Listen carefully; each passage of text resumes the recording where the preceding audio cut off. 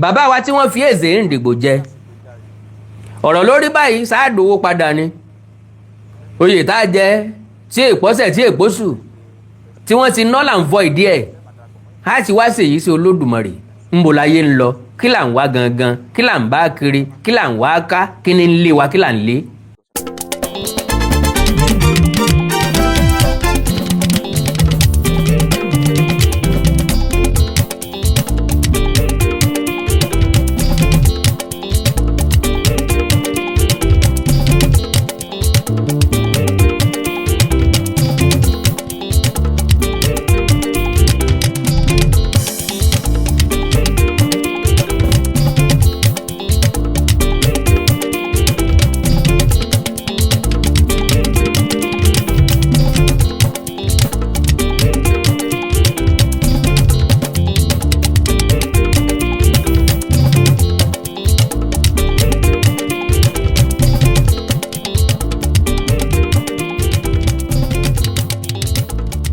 A kú dédé àsìkò ìjáre ní gbogbo ibikíbi tàbá tuntun láǹfààní láti máa wo ìkànnì yìí.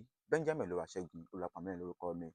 Tó bá yẹ pé first time títí ní eléyìí tẹ́ máa darapọ̀ mọ́ ìkànnì lọ́fọ̀ọ̀sẹ̀ náà sì lè já sí ẹ bá subscribe sí ẹ̀wẹ̀gbẹ́ rẹ̀ ọ̀hún ẹ̀rọ máa kọ̀ọ̀kan níbẹ̀. Tó lè bá máa pè ní notification bell ẹ bá wa tẹ̀ tán kọ́ ìgbọ̀nsẹ̀ mẹ́ta kan wá tí ń bẹ lókè òun kẹ́ mú option a lé àti lí. Tó lè bá máa pè ní option all nǹkan bá wa tẹ̀ bá ti tẹ̀ tán ìyọ̀ǹda rẹ̀ ẹ̀ láǹfààní láti máa wo ìkànnì yìí ní gbogbo. ọ̀rọ̀ ńlá la fẹ́ sọ ọ̀rọ̀ kékeré sì ni ìdí ni pé kò sí ní tá a fẹ́ sọ tá a ti sọ rí ṣùgbọ́n àwọn nǹkan kan tó ń ṣẹlẹ̀ tó ń jẹ́ kó yàtọ̀ mo nígbàgbọ́ pé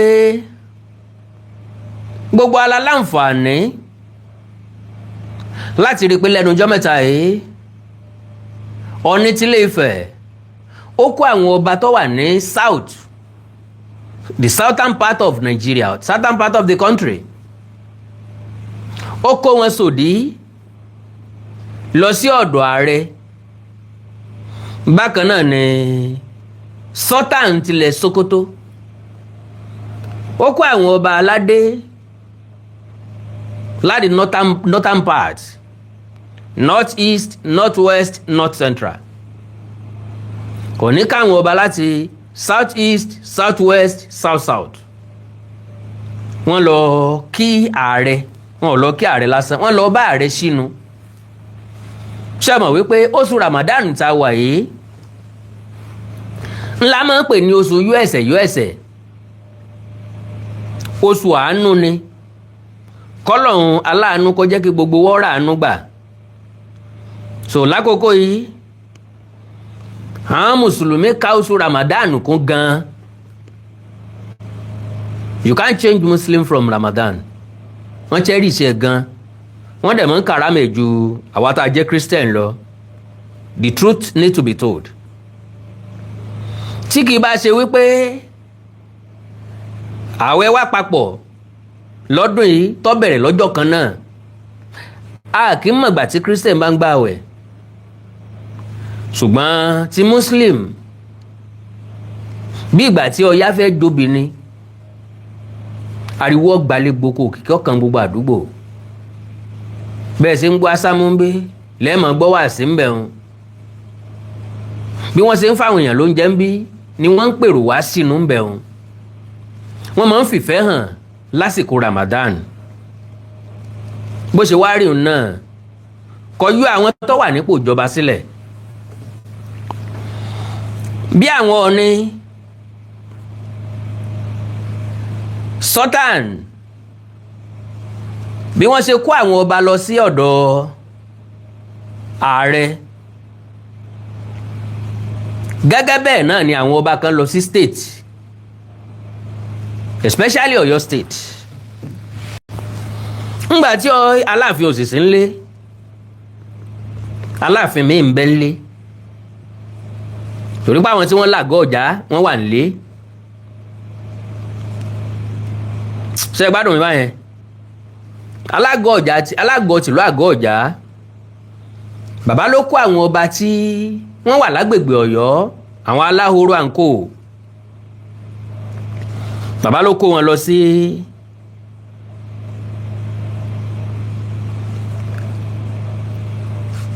olúùlú ìpínlẹ̀ Ọ̀yọ́ tí ṣèlú Ìbàdàn lọ́dọ̀ gómìnà ọlọ́lá jùlọ ẹnjìníà Ṣèyí Mákindé ó túmọ̀ sí pé ọlọ́lá jùlọ bá a ti ń ṣe láyé ni wọ́n ń ṣe lọ́run. ìtumọ̀ eléyìí ni pé ìpele lásán àlùbọ́sà ètò lọ́mọ yan gan so wọ́n wá lọ tá a bá sọ pé ta lọ́ba aládé nílẹ̀ káàró òjìrì ta ló lórí ọba bí èèyàn bá ń jẹnu ara ẹ̀ ń yà kò sí problem ìdí ni pé gbogbo ọ̀yà ní pé rẹ̀ lódù gbogbo ọmọ lolú ọmọ lójú bàbá tó bí wọn lọ́mọ ntí mo ń gbìyànjú àti sọ́mbẹ̀ ni wípé ó kọ́ tó bá wù kálukú ló lè pera ẹ̀ I can call myself an emperor mo lè pera mi lọ́ba torí pé mo ní adé bó tiẹ̀ jẹ́ pàdé tíátà ni àwọn òpònú èèyàn kan wọn ò mọ̀ pàdé tíátà ni ńgbà kan wọ́n ń challenge mi ń pé wáì tí mo ṣe máa ní adé nínú studio wáì tí mo ṣe máa ládé nínú studio wáì tí mo ṣe máa dé adé ṣe program mo wá ní mo bá ti rí Yínká Quadri tó dádé nínú fíìmù kí wọ́n gbadé lórí ẹ̀ mo bá ti rí Àǹtàlá nìyẹn tó dé adé nínú sinimá kí wọ́n lọ́ọ́ sí tó bá ti bí rí Yínká Lewis kí wọ́n lọ sí adé lórí ẹ̀ èmi mo fowó mi ra dé n ò dẹ̀ jọba sínú ìlú I haven't said that. ìjókòó tí wọ́n jókòó Ọ̀ọ̀ni ló jókòó lẹ́gbẹ̀ẹ́ ààrẹ sọ́tà ń jókòó sẹ́gbẹ̀ẹ́ Ọ̀ọ̀ni igbákejì ààrẹ jókòó sọ́pọ́sìtì Aláàfin bẹ́ńbẹ́ nbí tálàfin jókòó sí àyè pàtàkì ni n tó tún máwọn ọmọ Ọ̀yọ́ sọ̀rọ̀ ní òye mi because láti that same day lèmi gangan ti rí mọ̀sálà àwọn èèyàn tó lọ sábújá wọ́n ti send the pictures sí mi so lára àwọn èèyàn wa ti ń sọ wípé wọ́n ti kọ àpilẹ̀kọ ránṣẹ́ mo ti rí gbà fọ́gá ẹ ṣùgbọ́n I don't want to sound controversial so àpilẹ̀kọ tí ẹni yẹn kọ nìyí Ọọ̀ni in his capacity as co-chair National Council of Traditional Rulers of Nigeria NCTRN led prominent Nigeria traditional rulers including Alaafin of Oyo, Ọba Akeem Owoade, Chairman Oyo State Council of Obas, Ọba Adewolu Ladoja, the Olúbàdàn of Ìbàdàn, Olúwo of Ìwó, Ọba Rasheed Akanbi, Emirs, Igwes and several others from across the country to break iftar with President at Aso Rock. They were all seated accordingly, while President Tinubu was flanked by the Vice President and the Ooni on the high table. Alaafin was given a seat alongside his padi Olúwo and other kings. Gbà fún ọ̀gá ẹ̀. Látọjọ́ náà ni mo ti rí. Mo wá wò wípé gbogbo nǹkan kọ́ ni mo gbọ́dọ̀ react sí. Pé kò make sense gbogbo nǹkan kọ́ ni mo gbọ́dọ̀ sọ̀rọ̀ sí. Pé ìyẹn wà controversial. Because bàbá là ń fa àlàáfíà ibì kan ni yóò ti bẹ̀rẹ̀. Ibì kan làlàáfíà ó ti bẹ̀rẹ̀. So mi ò wá sọ nǹkan kan látijọ́ náà. Bí mo tún ṣe rí bọ́ǹbù láti Ọ̀yọ́ Aláàfin rèé o. Wọ́n tún bẹ̀rẹ̀ sí ní ju missile. Eléyìí ni mo kọ́kọ́ rí ọ̀pọ̀ o mò ń bọ̀ o eléyìí mo kọ́kọ́ rí. For many years some people from Ile-Ife, Ekiti and Ondo were strongly claiming Otu and saying they were not Yoruba, but now suddenly within just a short time many of them have started proudly calling themselves Yoruba again. Òpònú lẹ tọkọ̀rọ̀ yìí Kennedy Tolúwa rẹ̀ fi jópònú Only so, what really changed? When the argument with Oyo was hot, what was the identity? Now, the story has changed again. History no dey hide forever. Whatever we like, whether we like it or not, Yoruba history is deep, and everyone eventually returns to their root. This is not about fighting anybody. It is about understanding our true history and identity. So, Latoyo. So, like I said, lára ilé ló ti Ọ̀yọ́ wá. Ìdáhùn kékeré la máa fẹ́lẹ̀ ká tó lọ sórí ibi tá a ti fẹ́ sọ̀rọ̀ gangan. Lára ìdáhùn fónítọ̀ ni wípé ọmọ káàárọ̀ òjíire bí ní gbogbo wa, ọmọ kú òtù òjíire bí káàárọ̀ òjíire bí the same thing ni. Ọdún 1919 ńlá fẹnukò láti mọ ẹjọ́ jẹ́ Yorùbá. Yorùbá náà gbogbo wa la sì ń jẹ. Àwa kan ti padà wálé lóòótọ́ pé káàárọ̀ òjíire Ọ̀yọ́ máa Ọlọ́run ní jẹ́ kọ́ yóò tú wọn. Now ìdí ni pé àwa kan ti padà sórúkọ káàárọ̀ òjíire padà láti máa promote ẹ̀ little by little, gradually. Ṣùgbọ́n sáà change ẹ̀ sí òtù òjíire nínú subject àwọn ọmọ ní school. À ń láti bára wa sòótọ́ ọ̀rọ̀. Sáà change ẹ̀ fáwọn Haúsá, sáà change ẹ̀ fún Fúlàní. Lóòótọ́ ó rọrùn láti change orúkọ, ṣùgbọ́n collectively náà máa ń change orúkọ, kì í ṣe pé àwọn èèyàn kan ní ó dédé change orúkọ. A lè change ẹ̀ by mouth. Ká má fẹ́ dárúkọ Yorùbá, ká má fẹ́ pera wa Yorùbá ń gba tọ́yọ̀ tí nígbà wọ́pọ̀ àwọn nìkan Yorùbá. Generally a mọ̀ wípé gbogbo wa ní Yorùbá, gbogbo alọ́mọ òtù òjíire bí. So ìdáhùn kékeré fún ẹni yẹn nu kó wọ́n má fi tí ẹ̀gbà kókó wa. Now kí wá ní ìdáhùn tó tọ̀yọ́ wá lẹ́yìn ìṣẹ̀lẹ̀ ìlú Àbújá tó jẹ́ pé onímílíkì òṣèré alágolo ní sangi lẹ́yìn, ó mèkì òṣèré o, alágolo ní bugi jẹ. Ẹ dákun ẹ bá mi share program yẹn jọ, mò ń bẹ̀ yín ni o, ẹ má bínú o. So because àwọn èèyàn kan láǹfààní láti join mi lórí Facebook, mi ò wọ Facebook rárá lónìí. So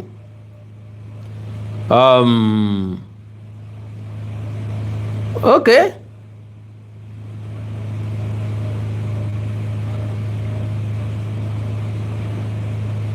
ẹ má bínú.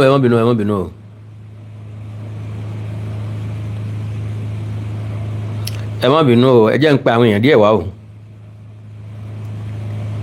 láì bí wọ́n ti ṣe ẹ̀mọ́ tí wọ́n jẹ lọ.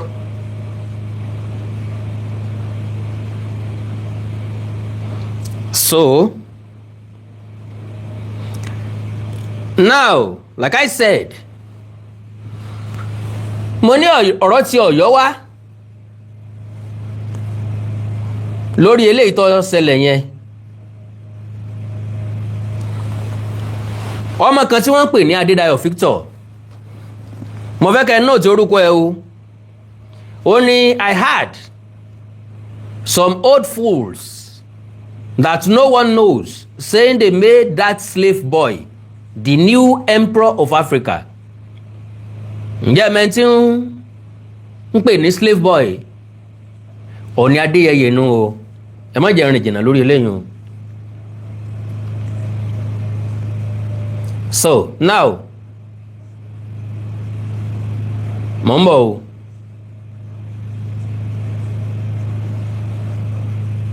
o,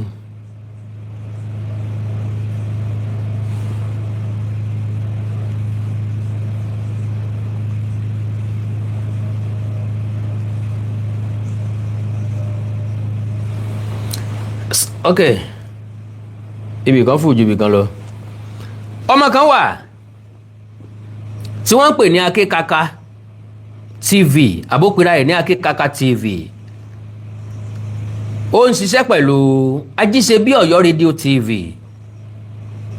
Ó gbé picture Alaafin, picture ààrẹ Bọ́lá Ahmed Tinubu, picture Ọọ̀ni, picture Madam Títílayọ̀, picture Tèmi Àkàndọ́rà Wíkóńkó ti Sokoti. Wọ́n rà ń gbé ti ìgbìyànjú náà wà ń bẹ̀ àti ti èèyàn méjì kan tí mi ò rántí orúkọ wọn. ń tọkọ rèé, abọ́rẹ̀ Ilé Ifẹ̀ àtàwọn ajá rẹ̀ máa ṣe àkóbá fún àtiwọlé sáà kejì President Tinubu. So now n tí arákùnrin fi sọ bẹ́ẹ̀ òun náà ni ìjókòó àwọn ọba nílùú Àbújá. Kí ni ìpalẹ́kún? Sọmọ bíbí Aláàfin ni sọ́tàn mọ́ba. Wọ́n sọ̀rọ̀ ilẹ̀kùn ọ̀rọ̀ tó ń sọ ń tiẹ̀ àti gbé jáde nínú ètò míì tí ń bọ̀ lọ́nà, torí mo láǹfààní àti play fídíò ẹ̀ ń bẹ̀ láti lo àwọn pictures ẹ̀ níbẹ̀. So now eléyìí tó wá gbé mi wá gangan àkọ́kọ́ òun ni mo pè ní Alaafin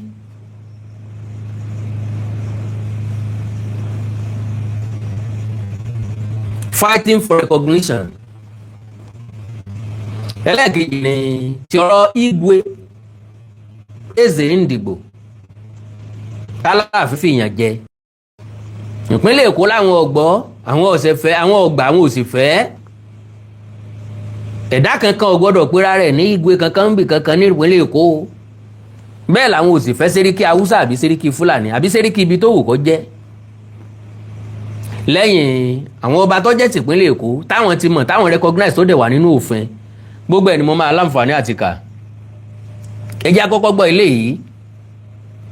Àkọ́kọ́ ìbéèrè mi ni pé kí ni máa ń tẹ́ ẹ̀dá lọ́rùn ju ikú lọ? Alaafin is doing very fine. Nbi tí àga àwọn Ọọ̀ni wà, ẹgbẹ́ rẹ̀ náà làga táwọn Alaafin wà. Alaafin jókòó pẹ̀lú Ọlọ́wọ̀, Alaafin jókòó pẹ̀lú Olúwo, Alaafin jókòó pẹ̀lú Aláké. Ẹ jọ̀ọ́ torí Ọlọ́run, ṣé lẹ́yìn ò tí ì tó? Ní oríire, ní ọlá àti ọlà, ní kíkẹ́ tọ́lọ̀ máa ń kẹ́ ẹ̀dá. Ṣé gbogbo wa lè wà nípò kan náà? Ṣé gbogbo wa lè dá abá kan náà? Ṣé gbogbo wa lè jọ jẹ́ nǹkan kan náà at the same time? Kò rọrùn bẹ́ẹ̀. I know that Eze have wasted money. Ìyẹn ti certain now.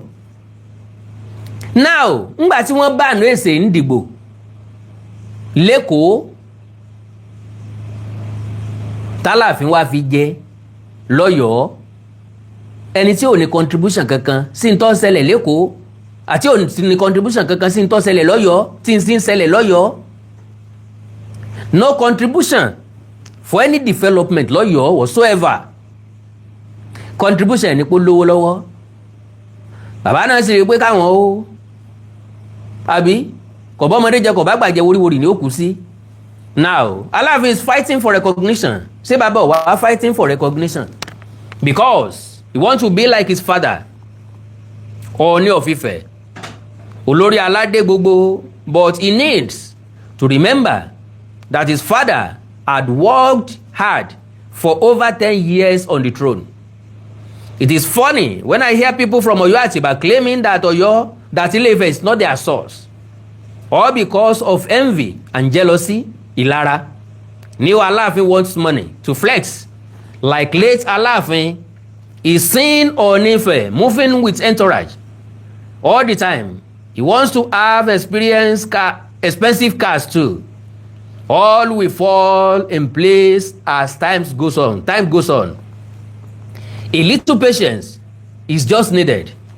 I saw a recent update flying around your social media pages about Alaafin Oladigbolu in 1925 from a British archive. The funny things about our people in Oyo is the way they do not consult their source. but always using British records or news as their evidence. It makes me laugh anytime I see them feeling like foreigners.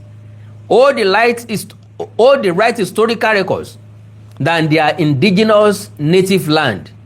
The truth is that British only records what our people tell them and what they see when they came to our land. They could get things wrong if they are given incorrect information. Around 1903-1904, Onife had to travel to Lagos to settle the dispute between Elepe and Akaribo as the supreme head of entire royal rulers in Yoruba land. Alaafin could not settle it. Alaafin did not hide the fact that Onife is his father and father to the entire Yoruba people worldwide. Onife does not fight to be recognized because he is the Olori Aye. Alaafin should just be happy and work towards unity of his people as well as supporting his royal father, the Alaafin Aye, Alaafin Adimula, Onife, Olori Alade Gbogbo, who is the one on the throne of Oduduwa. The honor given to our supreme head is the glory of our entire land. Oba Alagoja was not happy with Alaafin because he filed a case against him to prevent Alagoja from being elevated but he failed. If you were the one in the shoes of Baba Alagoja, would you be happy with Alaafin? Funny enough, many people in Oyo Atiba do not see anything bad in it. We do not support lies or evil. That is why we spoke against such acts of wickedness. You cannot treat your host in such a way and still be threatening to fight them. There is no sense in such acts.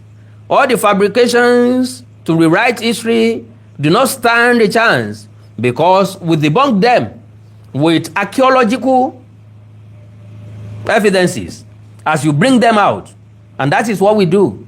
Mama ti mú fake ìtàn jáde a sọ ilé tó jòdòdó tó jòótọ́ ń bẹ̀ a tú àṣírí wọn ó ń bí wọn nínú gan. Archaeological evidences as you bring them out all around the world. People value their ancestral history from the source, but when you are full of envy to lead, when your father is still alive, you begin to fabricate lies just to be relevant. But wise people would never fall for such. Ireu Ajetumobi Awolowo Ọba Kọ́láwọlé ló gbé léyìn jáde. So now ọ̀rọ̀ tìlú Èkó tìpínlẹ̀ Èkó ẹ̀já sáré kàwọn náà ká sáré reflect lé lórí pàápàá. Ok, eléyìí wá látọwọ́ Mr. Adédayọ̀ tí mo máa ń ka àpilẹ̀kọ wọn kí náà sọ wọ́n ní Alaafin Owoade has crowned Eze Tochukwu Anosike as the Eze Indigbo Gburugburu in Southwest. It is now Southwest and not Yoruba land. Tochukwu was already an Eze Indigbo in Ojo, Lagos State. So now he got promotion to oversee the whole Southwest. We saw one man who called himself Eze Indigbo Yoruba land the other day with a heavy load on his head at the installation of Alaafin Owoade. Morele yun lóòótọ́ in tó dé orí tó pè ládé eléyìn tó ẹrù sùn dọ́dún kan. Okay, is that one for Yoruba land and his new one, and this new one is for Southwest? Okay o, nǹkan ti ṣe wá nílẹ̀ kóòtù òjíire. This is just too bad. Ntí Dade Adédayọ̀ kọ́nu. Now ti Lagos bans installation of Eze Indigbo. Seriki threatens arrest. The Lagos state government has warned against the assumption of chieftaincy titles without official approval. declaring that violators will face arrest and prosecution under the Obas and Chiefs Law of Lagos State 2015. In a public statement signed by Mr. Bolaji Kayode Robert, Commissioner for Local Government, Chieftaincy Affairs and Rural Development, the state described the trend of self-proclaimed traditional rulers as an unhealthy development that has caused tension, confusion, and needless crisis. The statement explained that such unauthorized title, particularly those using appellations equivalent to Oba, His Royal Majesty, or His Royal Highness, are illegal. The respondents of these self-acclaimed chieftaincy titles has reached an alarming level, rendering efforts at curbing these untoward excesses largely ineffective. It said the government emphasized that the governor, through the Ministry of Local Government, Chieftaincy Affairs and Rural Development, is the only authority empowered to approve chieftaincy titles in Lagos State. Section 15, 16, 17, 18, and 20 of 2015 law clearly outline the procedures for filling vacancies and granting such titles. Furthermore, the statement highlighted that Section 21, paragraphs 2, bracket A to D, and Section 23, paragraph A and B, prohibit the assumption of royal titles and the use of royal paraphernalia, including beaded crowns, beaded shoes, staffs, and horse with irukere, by anyone not recognized by the government. And I quote, "The state government is set to enforce the law and henceforth bring violators to justice." The statement warned that any chieftaincy title conferred without the governor's approval is null and void, adding that offenders will face up to 2 years imprisonment as prescribed by the law. And I quote, "Such actions will be viewed strongly as a deliberate infraction and affront of the traditional institutions in the state. Individuals currently holding unauthorized titles were urged to desist immediately." And I quote, "Failure to comply with this directive may result in necessary actions, including legal proceedings, in accordance with the extant laws." The government also called on residents to report any instances of unauthorized conferment of chieftaincy titles to the Ministry of Local Government, Chieftaincy Affairs and Rural Development, or security agencies for prompt action. Commissioner Robert said the measures are necessary to protect and uphold the sanctity and integrity of the traditional institution in the state and preserve our most cherished culture and tradition from disrepute. Ngbà tí Lagos State bá sọ wípé I want preserve our most cherished culture and tradition from disrepute, how much more àwa tí wọ́n máa ń pè nílùú òkè, àwa àwo náà sì wọ́n ń pè nílùú òkè, Ìbàdàn, Ọ̀yọ́, Ifẹ̀, Òṣogbo, Oǹdó, Èkìtì, wọ́n lọ́mọ ìlú òkè ni wá. Mr. Eze kò lè rówó ẹ̀gbà padà mọ́, níbo ni ó ti rí gbà? Owó ti wọgbó atú, tẹ́wà ń gbọ́ sọ pé ó ti ṣe kíni, sọ pé ó ti lọ, ilé yìí ò ti lọ. So now bàbá wa tí wọ́n fi Eze Indigbo jẹ, ọ̀rọ̀ lórí báyìí sáàdówó padà ni. Oyè tá jẹ tí èpọ́sẹ̀ tí èpọ́sù tí wọ́n ti null and void díẹ̀, á ti wá ṣèyí sí Olódùmarè. Ńbo láyé ń lọ, kí là ń wá gangan, kí là ń bá kiri, kí là ń wá ká, kí ni ń lé wa, kí là ń lé. So now oríṣiríṣi àwọn èèyàn ni wọ́n ń pè mí lórí ọ̀rọ̀ méjì. Àwọn kan ń pè mí lórí ọ̀rẹ́ mi ọ̀kọlà l'Amẹ́ríkà. àwọn kan ń pè mí lórí ọ̀rọ̀ Ọ̀yọ́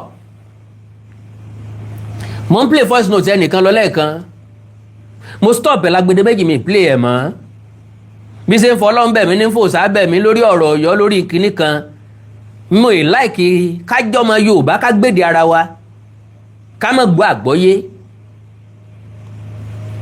ọ̀rọ̀ Ọ̀yọ́ ọ̀rọ̀ Ifẹ̀ kì í sọ̀rọ̀ Awíkóńkó ọ̀rọ̀ gbogbo ọmọ káàrọ̀ òjíire ni kò sẹ́ni tó dùn mọ́nú láti máa fọ̀pọ̀ rí ẹnìkan tàbí táṣìírí ẹnìkan tàbí tú ìtàn lù kan palẹ̀ ṣùgbọ́n ẹni tí ó bá wọn bẹ̀rẹ̀ parí ìjà kí bá wọn bẹ̀rẹ̀ ẹni tí ó wá parí ìjà yóò pe ọ̀tún yóò pe òsì ni wọn kì í bá èèyàn kan sọ̀rọ̀ náà o mo ti fi àlàkalẹ̀ sílẹ̀ dàńdógó mọ́wọ́ o ọkọjá ìbínú dá o mi ò rò pa lè rí àlòkù ẹ̀ mọ́ lọ́yọ̀ọ́ gbogbo àwọn ọmọ tí wọ́n ń fọ́n jáde pòkì bí ìkẹta tán lórí social media wọn lásọrí lórí ìkọ́ àwa lásọ àgbà ńlé láàṣì tásọ àgbà mọ́lẹ̀ dàńdógó tán lọ́kọjá ìbínú dáre ńlẹ̀ mi àkàndọ̀rọ̀ Awíkóńkó wà wọ̀ tí mò ń rí pé ọkọjá ìbínú dá lóòótọ́ dàńdógó kọjá ìbínú dá ọkọjá ìbínú dá fọmọdé so ẹni yẹn wá bẹ̀rẹ̀ sí fọlọ́run bẹ̀ mí fi gbogbo ẹ̀bẹ̀ mi fòsà bẹ̀ mí forí adé bẹ̀ mí all these things mo kọ́ fẹ́ fún ọ lésì bọ̀ mí ìmèsì tí mo lè fún ọ ó jẹ́ kí n fi voice note yẹn bẹ̀ tó ń tọ̀ ń bá wà níbi tán láǹfààní àti máa gbọ́ mi àkàndọ̀rọ̀ Awíkóńkó kì í so níjàngbọ̀n and I hate nobody I love everybody mi ò dẹ̀ kórìíra ìlú kankan kò sí reason ni mo fẹ́ fi kórìíra ìlú kankan torí gbogbo ìlú lèèyàn gidi wà gbogbo ìlú lèèyàn burúkú wà including ìlú tán ti bí mi so àwọn kàndá tí ń bẹ́nu rẹ̀ sì ní máa ń kéré igi yí obì lára ẹ sọ fáwọn tí wọ́n ń sọ̀rọ̀ àlùfànṣá tí wọ́n ń bèébú alábòsí ló ń tọ̀ God bless you tí wọ́n ń bèébú kí wọ́n kọ́kọ́ bá wọn sọ̀rọ̀ náà so lórí ọ̀rẹ́ mi ti ọkọ́lá Amẹ́ríkà mo wo program ẹ̀ kan tó ti ń fi problem tiẹ̀ láyé òun náà ni pé ẹlòmíì máa kú sẹ́wọ̀n ẹlòmíì máa lọ ẹ̀wọ̀n ẹlòmíì máa pẹ́ lẹ́wọ̀n ṣé dáàdì ẹni gateman lọ́gbà ẹ̀wọ̀n ni ṣé bàmí rẹ̀ ń ṣe wọ́dà àbí bàbá rẹ̀ ládájọ́ bẹ́jọ́ bá ṣẹlẹ̀ ní ìsinsìnyí tó ti mọ ilé ẹjọ́ tí wọ́n gbé lọ ni àbí wọ́n lọ máa decide ilé ẹjọ́ tí ó lọ ṣé wọ́n lọ wá sọ̀rọ̀ ńbẹ̀ ṣé wọ́n lọ dájọ́ ńbẹ̀ èfè lẹ́yìn ó lẹ̀ gbogbo agbára tó o bá lè sà ní kò sà ṣùgbọ́n mò ń sọ fáwọn èèyàn tó bá tún mọ̀ ọ́ báyìí kí wọ́n bá ń kìlọ̀ fún ọ wọ́n kìlọ̀ fún ọ wọn ò kìlọ̀ fún ọ ó ti sọ̀kò sórí òrùlé ó gbóhùn onílé ntí mò ń jẹ lọ́wọ́ náà ni àpọ́nlé lọ̀ wá là ọ̀kọ́là àpọ́nlé lọ̀kọ́là ọ̀wá láti wà ókè ọ̀rà ìsà so ó ti sọ̀kò sórí òrùlé dandan ni kó gbọ́ tẹnu onílé brọ́dà mi ó ní ngbà tí ó sọ̀rọ̀ ó ní ó dárúkọ fámìlì wo ni wọ́n ìdárúkọ àwọn fámìlì gan ó ti mọ̀ wípé wọ́n lọ́mọ ọ̀sán tó kó pọ́npọ́ bá mọ̀ mẹ́ẹ̀ wọ́n lọ́mọ ọ̀sán tó kó pọ́npọ́ bá bá bó ń bàbá sóògbélé wọn rí ni ṣé wọn ò sí ọ lóore ń bẹ̀ rí sọ ọ̀sán oore fún wọn padà àbó òfin bí sú wọn mi àkàndá ọ̀rọ̀ ń bọ̀ mọ́ ń bọ̀